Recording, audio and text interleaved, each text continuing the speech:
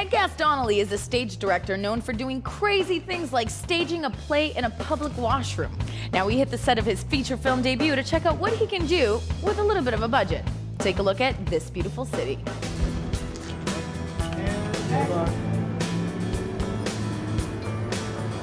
This Beautiful City is a film sort of adapted from a play of mine called Descent.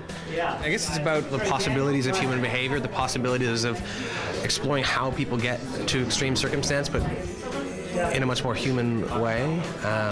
It's not about, I'm not interested in sort of extreme action so much as I am in finding how normal human beings are pushed to extremes. These are people who live in Toronto, you know, and you know, we're constantly, you know, playing Toronto for Detroit or, you know, New York, and I mean, the stories here are totally valid. The people suffer, they have love. It's completely important to have that in a movie.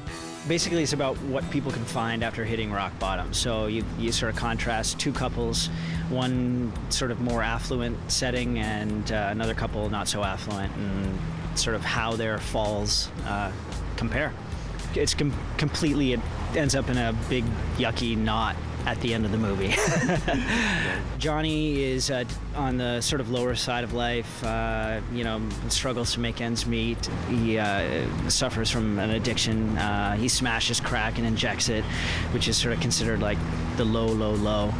And but he also has like a bit of schizophrenia, so it's something that isn't diagnosed, and he self-medicates, but struggles with that.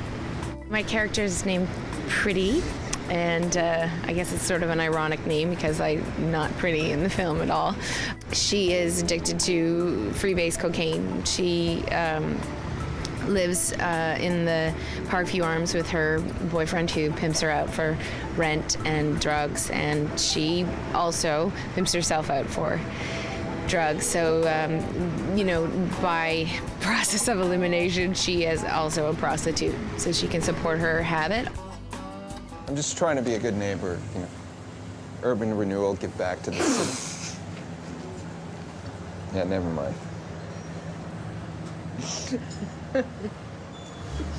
All right, you take care of yourself.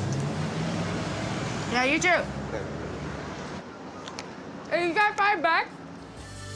My character is, well, he's an architect. He's someone who's battling with the idea that he's in a failed marriage with a wife who's unhappy and probably clinically depressed. And he is struggling to come to terms with what he might consider sexual deviancy.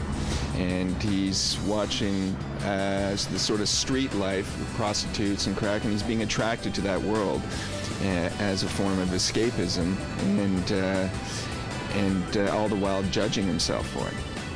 My character, Carol, is she's a woman who basically has been playing a role in life to please her husband, and seemingly she thought to please herself for a very long time.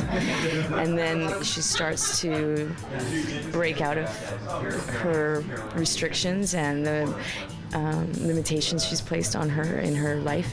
I think that she's a character about finding her voice and finding a sense of who she is over the course of the film, which is exciting to play.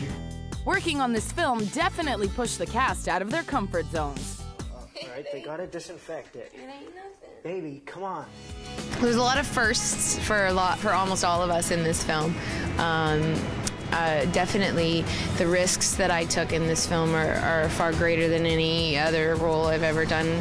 I have some nude scenes, which I've never done before, but which I felt were very necessary for the film. But I think the biggest challenge has been the emotional, mental challenge of putting myself into that headspace and into those positions. Because even though we're on set and it's a, you know, a great place to be as far as safety and trust and all that kind of stuff, Aaron and I did go out and improv in character as our part of our research and rehearsals. So we were out in the streets as Pretty and Johnny, the scariest sort of thing to do, and to really let go of yourself and become a completely new person. Canada's indie rock scene is also showcased in the film. Amy Milan, the Fembots, and the Deadly Snakes all lend original tunes to the soundtrack.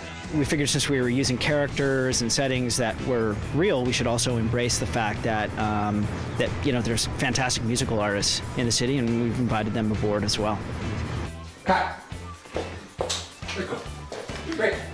This is the first feature film for Ed Gass-Donnelly. So how does that feel? Somewhere between nervous and shitting my pants. Ed is unlike any director I've ever worked with. It's kind of like he gives you an environment where you're willing to do anything for him. And as an actor, it's really, really cool to be in that position where you're like, yeah, I'll do whatever you ask me to do. I trust you completely. The cast that he's assembled is sort of a neat reflection of him and his taste and his aesthetic. It's interesting, you know. He doesn't feel like a first feature director. He's pretty ballsy.